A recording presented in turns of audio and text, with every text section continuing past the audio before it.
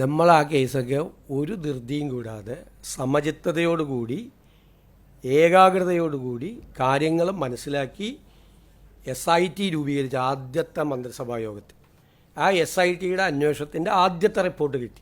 ആദ്യത്തെ റിപ്പോർട്ടിലെ കാര്യങ്ങൾ അനുസരിച്ചുകൊണ്ട് അവരെ ബന്ധപ്പെട്ട ഉദ്യോഗസ്ഥരെ സസ്പെൻഡ് ചെയ്തു. പിന്നീട് രണ്ടാമത്തെ റിപ്പോർട്ട് കിട്ടി. ആ രണ്ടാമത്തെ റിപ്പോർട്ട് DGP പരിശോധിച്ച് ഈ അഡീഷണൽ DGPക്ക് അദ്ദേഹത്തെ കേൾക്കാനുള്ള അവസരം കൊടുത്ത്, മനസ്സിലായില്ലേ, നടപടിക്രമങ്ങൾ പൂർത്തിയാക്കി നടപടിയെടുത്തു. ആഭ്യന്തര മന്ത്രിയെ കണ്ട്, ഞാൻ കണ്ടു, ഫയൽ കണ്ട് നടപടിയെടുത്തു. എല്ലാ നടപടിക്രമങ്ങളും പൂർത്തിയാക്കിയിട്ട് അതിൻ്റെ ഇടയിൽ കുറേ മാധ്യമങ്ങൾ അദ്ദേഹത്തെ രക്ഷപ്പെടുത്താൻ വേണ്ടി മുഖ്യമന്ത്രി ആഭ്യന്തരമന്ത്രിയും കൂടി ശ്രമിക്കുന്നു എന്നൊക്കെ ഒരുപാട് വാർത്ത കൊടുത്തു. 2 മാസമാണ് ഗവൺമെൻറ് വന്നതിന് ശേഷം ആദ്യത്തെ മന്ത്രിസഭാ യോഗത്തിലെടുത്ത തീരുമാനം 2 മാസം തികഞ്ഞപ്പോഴേക്കും അത് നടപ്പാക്കി. ഇപ്പം മാധ്യമങ്ങൾ പലതരത്തിലുള്ള വാർത്തകൾ കൊടുത്തു. മാധ്യമങ്ങളെ വാർത്ത അനുസരിച്ച് ഒരാളെ പിറ്റേ ദിവസം രാവിലെ സസ്പെൻഡ് ചെയ്യാൻ പറ്റുമോ?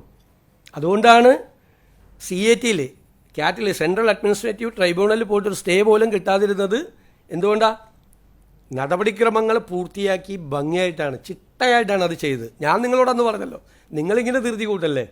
ഗവൺമെൻറ്റിൻ്റേതായ നടപടിക്രമങ്ങളുണ്ട്, ഒരു പ്രൊസീജിയർ ഫോർമാലിറ്റീസ് ഉണ്ട്.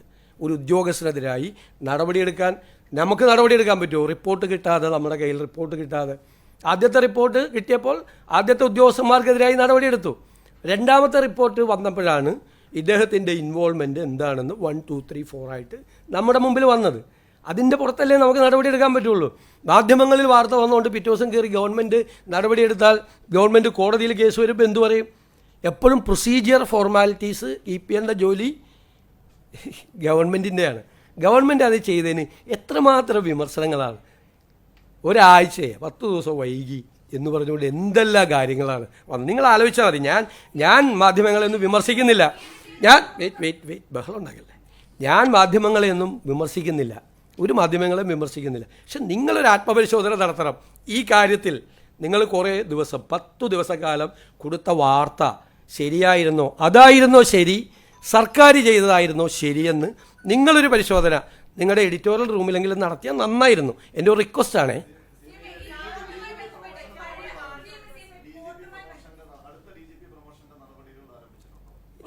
അതൊക്കെ ആസ് യൂഷ്വൽ അതൊക്കെ നടക്കും. നടത്തി കഴിയുമ്പോൾ നിങ്ങൾ അറിയിക്കാം.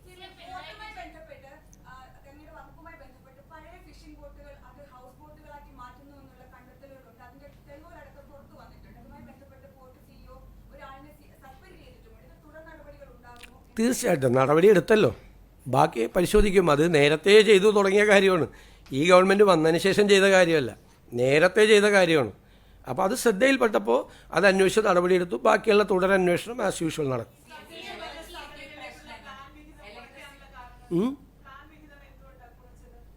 പ്ലാൻ വിഹിതമൊന്നും കുറച്ചിട്ടില്ല, അതൊക്കെ തെറ്റായ കാര്യം. പ്ലാൻ ആദ്യത്തെ ഗഡു കൊടുക്കാൻ പോവല്ലേ.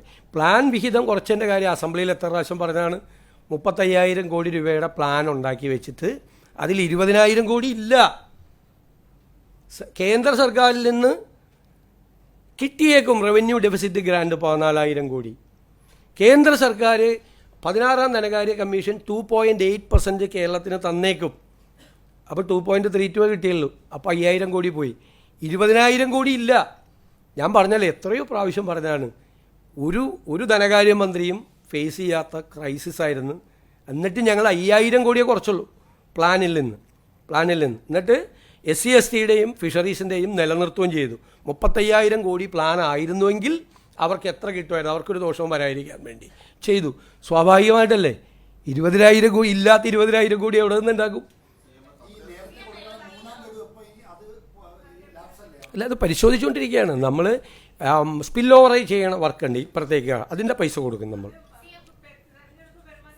നിങ്ങളിത് ഞാൻ പറയാം, സോഷ്യൽ മീഡിയയിലും അല്ലാത്ത മാധ്യമങ്ങളിലും വരുന്ന വാർത്തകളാണ്. നിങ്ങൾ കഴിഞ്ഞൊരു 3 കൊല്ലമായിട്ട് ഈ ഓരോ ഗഡുവും കൊടുത്തിരിക്കുന്ന സമയം ഒന്ന് പരിശോധിക്കുക. നമ്മളൊരു കാര്യം റിപ്പോർട്ട് ചെയ്യുമ്പോൾ ഒന്ന് പഠിക്കുകയും കൂടി ചെയ്താൽ നല്ലതാണ്. കഴിഞ്ഞ 2-3 വർഷം, ഞാൻ എന്നോട് റിക്വസ്റ്റാണ്, 2-3 വർഷങ്ങളിൽ ഇത് ആദ്യം ഒരു ഫിനാൻഷ്യൽ ഇയർ തുടങ്ങുമ്പോൾ കൊടുക്കേണ്ടത് എപ്പോഴാണ് കൊടുത്തത്? ഡിസംബറിൽ കൊടുക്കേണ്ടത് എന്നാ കൊടുത്തത്? ഡിസംബറിൽ കൊടുക്കേണ്ടത് 3ാം ഗഡുവാണ്. ആ 3ാം ഗഡു കൊടുത്തു കഴിഞ്ഞാലുള്ള മാർച്ച് 31 ഫിനാൻഷ്യൽ ഇയർ തീരുകയാണ്. ഇത് ഫിനാൻഷ്യൽ ഇയർ തീരുന്നതിൻ്റെ തലേദിവസം കൊണ്ടേ കൊടുക്കുകയാണ്, പിറ്റേ ദിവസം ട്രഷറി അടയ്ക്കുകയാണ്. അങ്ങനെയൊക്കെ ചെയ്തൊരു സംസ്ഥാനമാണിത്, മനസ്സിലായേ? നമ്മൾ കൊടുക്കുക, നമ്മുടെ ഗവൺമെൻറ് വന്നതാണ്. ഇത് നമ്മൾ പരിശോധിക്കണം. അതായത് 16ാം ധനകാര്യ കമ്മീഷൻ ഒരു പ്രശ്നം കൂടി ഉണ്ടാക്കിയിട്ടുണ്ട്. അതുകൊണ്ട് നിങ്ങൾ മനസ്സിലാക്കിക്കോ, കേരളത്തിൽ റൂറൽ ഏരിയ കുറവാക്കിയിട്ടാണ് കാണിച്ചിരിക്കുന്നത്. 300 കോടിയാണ് റൂറൽ ഏരിയയ്ക്ക് കൊടുത്തിരിക്കുന്നത്. കാരണം കേരളത്തിൽ സെൻസസ് ടൗണുകളുണ്ട്. സെൻസസ് ടൗൺ പലതും പഞ്ചായത്താണ്. ഈ സെൻസസ് ടൗൺ എന്ന് പറഞ്ഞുകൊണ്ടാണ് അതെല്ലാം അർബൻ ഏരിയയിലേക്ക് കൊടുത്തു. അപ്പോൾ സത്യത്തിൽ റൂറൽ ഏരിയയിലേക്ക് കൊടുക്കാൻ പൈസ ഇല്ല. ഈ കേന്ദ്രത്തിൽ നിന്ന് വരുന്ന ഫണ്ടിന് ഒരു പ്രശ്നം കൂടിയുണ്ട്. അത് ടൈഡ് ഫണ്ടാണ്, പല നിബന്ധനകളും ഉണ്ട്. അപ്പോൾ ഞങ്ങൾ കേന്ദ്ര ഗവൺമെൻറ്റുമായി ബന്ധപ്പെട്ട് 16ാം ധനകാര്യ കമ്മീഷൻ ഇങ്ങനെ കേരളത്തിലെ റൂറൽ അർബൻ നിർവചനം അവരുടെ തെറ്റാണ് എന്ന് ഞങ്ങൾ ബോധ്യപ്പെടുത്തി ഞങ്ങൾ കേന്ദ്ര ഗവൺമെൻറ്റുമായിട്ടുള്ള ചർച്ച കൂടി നടത്തിക്കൊണ്ടിരിക്കുകയാണ്. സെൻസസ് ടൗൺ എന്ന് പറഞ്ഞിട്ട് അതെല്ലാം ടൗൺ ആണെന്ന് പറഞ്ഞിട്ട് അർബൻ ഏരിയയിലേക്ക് വെച്ചിരിക്കുകയാണ്. അത് പഞ്ചായത്തിന് കൊടുക്കാൻ പറ്റില്ല. ഈ സെൻസസ് ടൗൺ എല്ലാം പഞ്ചായത്തിൻ്റെ കീഴിലുമാണ്. ഒരുപാടെണ്ണം വളരെ മുനിസിപ്പാലിറ്റിയുടെയും കോർപ്പറേഷൻ്റെയും കീഴിൽ തെറ്റായ ഒരു അസസ്മെൻ്റാണ് 16ാം ധനകാര്യ കമ്മീഷൻ നടത്തിയത്. അതിൻ്റെ ഒരു പ്രതിസന്ധി കൂടിയുണ്ട് മുനിസിപ്പാലിറ്റികളും കോർപ്പറേഷൻ നേരിടുന്നുണ്ട്. അത് പരിഹരിക്കാനുള്ള നടപടികൾ കൂടി ഞങ്ങൾ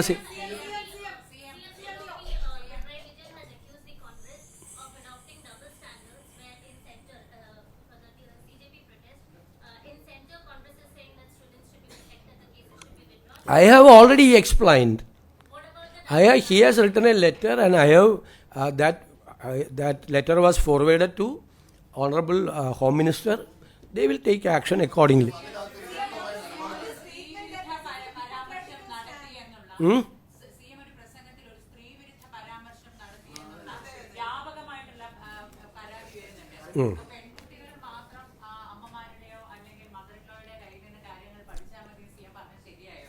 നിങ്ങളെല്ലാം വാർത്ത കൊടുത്തു. നിങ്ങൾ ആരെങ്കിലും അതിൻ്റെ വിഷ്വൽ കണ്ടോ? വിഷ്വൽ കണ്ടിട്ടാണോ നിങ്ങൾ വാർത്ത കൊടുക്കുന്നത്? പലരും പ്രതികരിക്കും. കാരണം പലരുടെ ആളുകളായിട്ട് പ്രവർത്തിക്കുന്നവരാണ്. പലരും പ്രതികരിക്കും. അതായത് പൊളിറ്റിക്കൽ കറക്റ്റ്നെസ്സിനെ കുറിച്ച് സ്ത്രീവിരുദ്ധ പരാമർശം നടത്തിയെന്ന്. ഇനി നിങ്ങൾ കേട്ടിട്ടില്ലെങ്കിൽ ഞാൻ ആ പ്രസംഗത്തിൻ്റെ ഭാഗം വായിക്കാം. ഞാൻ ചില അമ്മമാരോട് പരാതി പറയും. എൻ്റെ പ്രസംഗത്തിലാണ്. ചില അമ്മമാർക്ക് അവരുടെ പ്രത്യേകമായ ഡിഷ് ഉണ്ടാവും. പ്രത്യേകമായ ഭക്ഷണം അവർക്ക് മാത്രം ഉണ്ടാക്കാൻ പറ്റുന്നതാണ്. അറിയാമല്ലോ, നിങ്ങളുടെയൊക്കെ അമ്മമാർ പ്രത്യേകമായിട്ടുള്ള ഉണ്ടാക്കി. എൻ്റെ അമ്മ എനിക്ക് ഉണ്ടാക്കി തന്നിട്ടുണ്ട്. അമ്മ മരിച്ചിട്ട് 27 വർഷമായിട്ടും എൻ്റെ നാവിൽ എൻ്റെ അമ്മ എനിക്ക് ഉണ്ടാക്കി തന്ന ടേസ്റ്റ് എൻ്റെ നാവിലുണ്ട്. ഞാനത് വെച്ചുകൊണ്ടാണ് പറഞ്ഞത്. പക്ഷേ അവരുടെ മക്കൾക്ക് അത് പകർന്നു കൊടുക്കുന്നില്ല. ആ മക്കളെ കൊണ്ട് കൂടിയോ അല്ലെങ്കിൽ മകൻ്റെ ഭാര്യയായി വരുന്ന ഒരാൾക്കെങ്കിലും ആ ഭക്ഷണത്തിൻ്റെ പ്രത്യേകത പകർന്നു കൊടുക്കാൻ കഴിയണം. അവരുടെ മക്കൾക്ക് അത് പകർന്നു കൊടുക്കണം. മക്കളെന്ന് പറഞ്ഞാൽ പെൺമക്കൾ മാത്രമായിട്ട് എവിടെ അടയാളപ്പെടുത്തിയേക്കണം? അല്ലല്ലല്ല, കേട്ടോ, നിങ്ങൾ ആദ്യത്തെ സെൻറ്റൻസ് കേൾക്ക്. അവരുടെ മക്കൾക്ക് അത് പകർന്നു കൊടുക്കുന്നില്ല എന്നാണ് പറഞ്ഞത്. ആദ്യത്തെ സെൻറ്റൻസ് അവരുടെ മക്കൾക്ക്. മക്കളെന്ന് പറഞ്ഞാൽ പെൺമക്കൾ മാത്രമാണോ? അല്ലല്ല, മക്കൾക്ക് പകർന്നു കൊടുക്കുന്നില്ല എന്നാണ് പറഞ്ഞത്. അതും കൊടുക്കണം. വീട്ടിലേക്ക് പുതിയതായിട്ട് വരുന്ന ആളാണ് മകൻ്റെ ഭാര്യ, അവർക്കും കൊടുക്കണം എന്ന് പറഞ്ഞതിൽ എന്ത് സ്ത്രീവിരുദ്ധതയാണ്? അല്ലല്ല, അതെന്താ? മക്കൾക്കെന്ന് പറഞ്ഞാൽ തെറ്റാണോ? അതിഥി പുതിയതായിട്ട് വരുന്നതല്ലേ? ഞാൻ പറഞ്ഞിട്ട് അത് കൊടുക്കണമെന്നാണ്, മക്കൾക്ക് കൊടുക്കണമെന്ന് പറഞ്ഞാൽ അതെല്ലാം പെട്ടില്ലേ?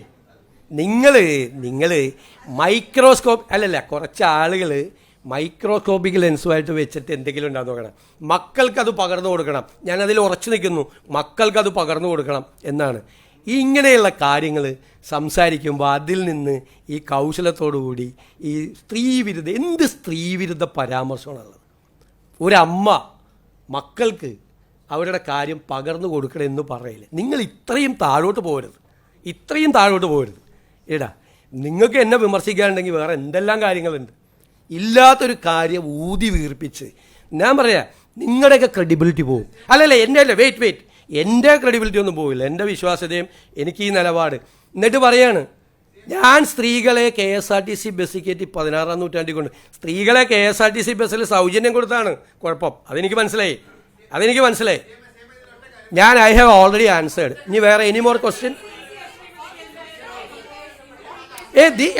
ഇത് അനുവദിക്കാൻ പറ്റില്ല. അല്ലല്ല, ഞാൻ വന്നിരുന്ന് ഇങ്ങനെ സംസാരിക്കുമ്പോൾ നിങ്ങളെല്ലാവരും കൂടി ബഹളം ഉണ്ടാക്കുന്നത് ശരിയല്ല. നിങ്ങൾക്കൊരു ഡിഗ്നിറ്റി ഉണ്ട്. ഇവിടെ ഇരുന്ന് സംസാരിക്കുന്നത് ഞാനൊരു പൊസിഷനിൽ നിന്ന് സംസാരിക്കുക. നിങ്ങൾ പത്രസമ്മേളനം ഇങ്ങനെ വെറുതെ ബഹളം ഉണ്ടാക്കി. ഞാൻ ഇതുപോലെ ഒരു മുഖ്യമന്ത്രി ഇരുന്ന് തന്നിട്ടില്ല ഇതുപോലെ നിങ്ങളുടെ ഓരോ ചോദ്യത്തിനും മറുപടി പറയാൻ. പക്ഷേ നിങ്ങൾ ആ മര്യാദ നിങ്ങൾ കൂടി കാണി. നിങ്ങൾ എന്ത് ബഹളം ഉണ്ടാക്കുന്നത്? അപ്പം തന്നെ നടപടിയെടുത്തല്ലോ. എനിക്കാണ് കത്തയച്ചത്. അപ്പം തന്നെ ഇമ്മീഡിയറ്റ് ആയിട്ട് തെറ്റായ ഒരു കാര്യമാണ് അവർക്കെതിരെ പ്രചരിപ്പിച്ചത്. അപ്പം തന്നെ നടപടിയെടുക്കാൻ തീരുമാനിച്ചു.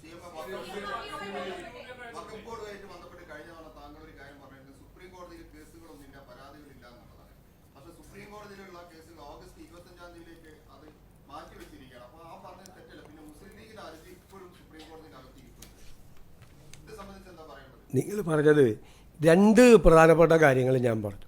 ഒന്ന്, എന്താ പ്രചരിപ്പിച്ചത് പ്രതിപക്ഷ നേതാവ്? ഈ അമുസ്ലിം അംഗങ്ങളെ നിയമിക്കാൻ വേണ്ടി സർക്കാർ ഹൈക്കോടതിയിൽ പറഞ്ഞു. സർക്കാർ എന്താ ഹൈക്കോടതിയിൽ പറഞ്ഞത്?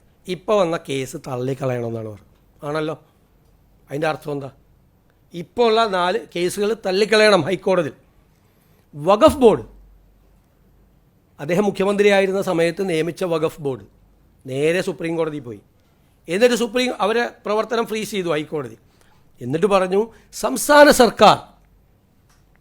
സർക്കാർ കേസ് തള്ളിക്കളയണമെന്ന് ആവശ്യപ്പെട്ടിട്ടും ഹൈക്കോടതി അത് തള്ളിക്കളയാതെ അവരുടെ പ്രവർത്തനം മന്ദീഭവിപ്പിച്ചു എന്ന പ്ലീസ് നോ പറഞ്ഞു, കൃത്യമായിട്ട് പറഞ്ഞു. അപ്പോൾ സംസ്ഥാന സർക്കാർ ഈ കേസ് തള്ളിക്കളയണം എന്ന് ഹൈക്കോടതിയിൽ പറഞ്ഞു വന്ന പിന്നെ എന്താ അതിൻ്റെ അകത്ത് വിവാദം? രണ്ടാമത്തെ കാര്യം ഈ വഖഫ് ബോർഡ്, LDF സർക്കാർ വെച്ച വഖഫ് ബോർഡ് അവിടെ പറഞ്ഞെന്താണെന്നറിയോ? ഞങ്ങൾ ചെയ്തോളാം. ഈ 2 പേരെ കൂടി വെച്ചുകൊണ്ട്, അമുസ്ലിങ്ങളായ ആളുകളെ കൂടി വെച്ചുകൊണ്ട് ഞങ്ങളിത് പുനഃസംഘടിപ്പിച്ചു കൊള്ളാം. മൂന്നാമത് പറഞ്ഞൊരു കാര്യം അറിയാമോ? ഇത് പുതിയ സർക്കാർ അത് ചെയ്യാത്തത്, അത് പുതിയ സർക്കാർ വന്നതുകൊണ്ടാണ് അത് ചെയ്യാത്തത്, ഈ 2 അമുസ്ലിങ്ങളെ വെക്കാത്തത് എന്നാണ് വഖഫ് ബോർഡ് പറഞ്ഞത്. അതിൻ്റെ കംപ്ലീറ്റ് ഡീറ്റെയിൽസ് ഉണ്ട്. ഇനി ഇത് കൂടി കേട്ടോ. കഴിഞ്ഞ വഖഫ് ബോർഡിൻ്റെ കാലാവധി കഴിഞ്ഞതെന്നാ 14/12/2024 ഡിസംബർ 24 കഴിഞ്ഞു. സാധാരണഗതിയിൽ കാലാവധി കഴിയും മുമ്പ് തന്നെ ആ പുനഃസംഘടന നടപടി തുടങ്ങും. 4 മാസത്തിനകം ബോർഡ് വരുമെന്ന് 29/11/24 സർക്കാർ ഹൈക്കോടതിയെ അറിയിച്ചിരുന്നു. 24 വർഷത്തിൽ പുതിയ ബോർഡ് അന്ന് രൂപീകരിച്ചിരുന്നെങ്കിൽ അതിൻ്റെ കാലാവധി കഴിയും വരെ അത് നിലനിൽക്കുമായിരുന്നു. സർക്കാർ ചെയ്തതെന്താ? ഈ പുതിയ ഭേദഗതി, വഖഫിലെ ഭേദഗതി വരുന്നത് വരെ കാത്തിരുന്നു.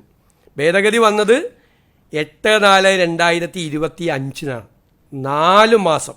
അത് കഴിഞ്ഞിട്ട് പുതിയ ബോർഡിന് രൂപം നൽകിയത് 4/2/26 അപ്പോൾ 14/12/24 കാലാവധി കഴിഞ്ഞിട്ട് പുനഃസംഘടിപ്പിക്കാതെ 4/2/26 പുനഃസംഘടിപ്പിച്ചപ്പോഴാണ് ഈ ഭേദഗതിയുടെ പ്രശ്നം വന്നത്. മനസ്സിലായ? എല്ലാ അംഗങ്ങളെയും നോമിനേറ്റ് ചെയ്യാൻ അവസരം ലഭിക്കാനായിട്ടാണ് പുതിയ ബോർഡ് രൂപീകരണം വൈകിപ്പിച്ചത്. മനസ്സിലായില്ലേ? അത് പ്രതിപക്ഷ അംഗങ്ങൾ പല രീതിയിൽ ബോർഡ് രൂപീകരിച്ചാൽ പ്രതിപക്ഷ അംഗങ്ങൾ ഉണ്ടാകും എന്നുള്ളതാണ് സർക്കാർ ആ തീരുമാനം വൈകിപ്പിച്ചത്. ആ തീരുമാനമാണ് ഇതിൻ്റെ മുഴുവൻ കാര്യം. പിന്നെ ഇപ്പം എന്താ കോടതി പറഞ്ഞിരിക്കുന്ന? സുപ്രീം കോടതി തിരിച്ചയച്ചല്ലോ.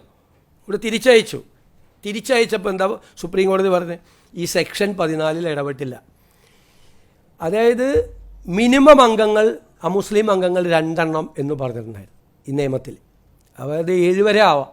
7 വരെ ആയ വഖഫിലെ ഭൂരിപക്ഷം അമുസ്ലിങ്ങൾക്കാവും വഖഫ് ബോർഡിൽ. അപ്പോൾ സുപ്രീം കോടതി പറഞ്ഞു മിനിമം എന്നുള്ളത് 3 ഈ 14 ഇടപെട്ടില്ല. ഇത് മാത്രം വെച്ചു 3 പേര് മാക്സിമം എന്നുള്ളത് 3 മാക്സിമം 7 വരെ പോകാമായിരുന്നത് 3 മാക്സിമം 3 പോകാൻ പറ്റുള്ളൂ, മിനിമം 2 ആക്കി. അതിൻ്റെ അർത്ഥം എന്താ? അത് ചെയ്യണമെന്ന് കോടതിയുടെ വിധി വരട്ടെ. ഇതാണ് വഖഫ് ബോർഡ് എടുത്ത സ്റ്റാൻഡ്.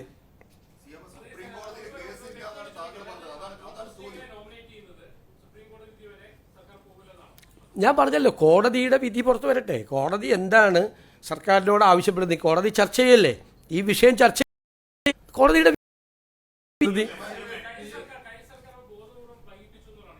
നിങ്ങളെ ഡേറ്റ് നോക്കിക്കോ. ഇതിനായിരിക്കില്ല വൈകിപ്പിച്ചത്.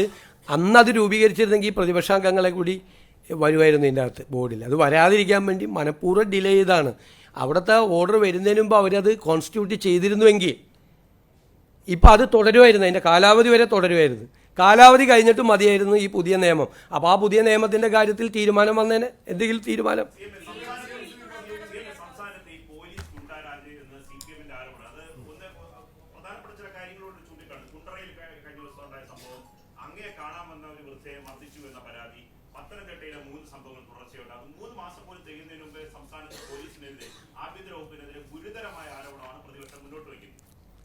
പ്രതിപക്ഷം അങ്ങനെ പറയട്ടെ. എന്നെ കാണാൻ വന്ന വയോധികയെ പോലീസ് കയ്യേറ്റം ചെയ്തെന്ന് പറഞ്ഞാൽ തന്നെ തെറ്റായ വാർത്തയാണെന്ന് നിങ്ങൾക്ക് എല്ലാവർക്കും അറിയാമല്ലോ. പ്രായമായവരെ മുഴുവൻ ഞാൻ താഴെയാണ് കാണുന്നത്, ഡിസേബിൾഡ് ആയിട്ടുള്ള ആളുകളെ. 3 മണിക്ക് അവിടെ ചെന്ന് അവരെ കണ്ടതിന് ശേഷമാണ്, മിക്കവാറും 100-ലധികം പേര് അവിടെ തന്നെ ഉണ്ടാവും. അവരെ കണ്ടതിന് ശേഷമാണ് ഞാൻ മുകളിൽ വന്ന്, ചിലപ്പോൾ പ്രായമായവരല്ലാതെയും ചിലപ്പോൾ കയറി വരും, പ്രായമായവരും ഉണ്ടാവും. ഞാൻ അവരെ ഇവിടെ നിർത്തണ്ടെന്ന് വിചാരിച്ചിട്ടാണ് അവർക്ക് അവിടെ ഇരിക്കാനുള്ള സൗകര്യം. കാരണം ഡിസേബിൾഡ് ആയിട്ടുള്ള ആളുകളൊക്കെ വന്ന് ഈ വരാന്തയിൽ നിൽക്കുമ്പോൾ ഉള്ള വിഷമം കൊണ്ടാണ് താഴെ അത് ഓപ്പൺ ചെയ്ത് ഡിസേബിൾഡ് ആയിട്ടുള്ള ആളുകൾക്കും പ്രായമായ ആളുകൾക്കും ഇരിക്കാൻ സൗകര്യം കൊടുത്തത്. ഈ വയോധിക വീണ്ടും വന്ന് ബഹളം ഉണ്ടാക്കി. അവർക്ക് ഒരു കേസ് കൊടുത്തിട്ടുണ്ടായിരുന്നു, ആ കേസ് കോടതിയിലാണ്. എന്നെ വന്ന് കണ്ടിരുന്നു, നമുക്ക് ചെയ്യാൻ പരിമിതികളുണ്ട്, കേസ് കോടതിയിലാണ് ആൾക്ക്. അപ്പോൾ അവർ താഴെ വന്ന് ഭയങ്കരമായി ബഹളം ഉണ്ടാക്കിയപ്പോൾ അവരെ പോകാൻ നിർബന്ധിച്ചിട്ട് അവർ പോയില്ല. അന്ന് അവരെ പോലീസ് കൊണ്ടുപോയി, ഇവരെ മകളെ വിളിച്ചു. അപ്പോൾ മകൾ വന്നില്ല കൊണ്ടുപോകാൻ. എന്നിട്ട് പോലീസ് ജീപ്പിൽ കയറില്ല എന്ന് പറഞ്ഞിട്ട് ഒരു ഓട്ടോറിക്ഷയിൽ കയറ്റി റെയിൽവേ സ്റ്റേഷനിൽ കൊണ്ടുപോയി ടിക്കറ്റ് എടുത്തിട്ട് അവരെ യാത്രയാക്കിയത്. ഇതാണ് സംഭവം. തെറ്റായ വാർത്തയാണ്. അല്ല, അത് അവർ പരാതി കൊടുത്താൽ എന്ത് ചെയ്യാൻ പറ്റും? അവർ തെറ്റായ പരാതിയാണ് കൊടുത്തത്. ഞാൻ അവർക്ക് എന്താണ്, അല്ല ഞാൻ പറഞ്ഞത്, അവർക്ക് നിങ്ങളൊന്ന് അന്വേഷിച്ചാൽ, നിങ്ങൾ അന്വേഷിക്കുകയും കൂടി വേണമല്ലോ. നിങ്ങൾ അന്വേഷിച്ചപ്പോൾ എന്താണെന്ന് കാര്യം നിങ്ങൾക്ക് മനസ്സിലായല്ലോ. ഞാൻ പറയില്ല, ഞാൻ പറയണത് ശരിയല്ല. എന്താണ് കാര്യമെന്ന് നിങ്ങൾക്ക് മനസ്സിലായല്ലോ. നിങ്ങൾക്ക് മനസ്സിലായല്ലോ എന്താ കാര്യമാണെന്ന്. അല്ല, രണ്ടാമത്തെ കാര്യം ഈ ഒരു കുണ്ടറയിലെ കസ്റ്റഡി മരണ ആരോപണം ജൂൺ 16 ഒരു ആൺകുട്ടിയെ കാണാതായ പരാതിയിലാണ് കസ്റ്റഡിയിലെടുത്തത്. 17 വിട്ടയച്ചു. സംഭവം നടന്ന് 13 ദിവസത്തിന് ശേഷം ജൂലൈ 2 സിയാദിന് നാട്ടുകാരനായ ഒരു യുവാവിൽ നിന്നും മർദ്ദനമേൽക്കുകയും ആശുപത്രിയിൽ പ്രവേശിപ്പിക്കുകയും ചെയ്തു. കുണ്ടറയിലെ കേസ്.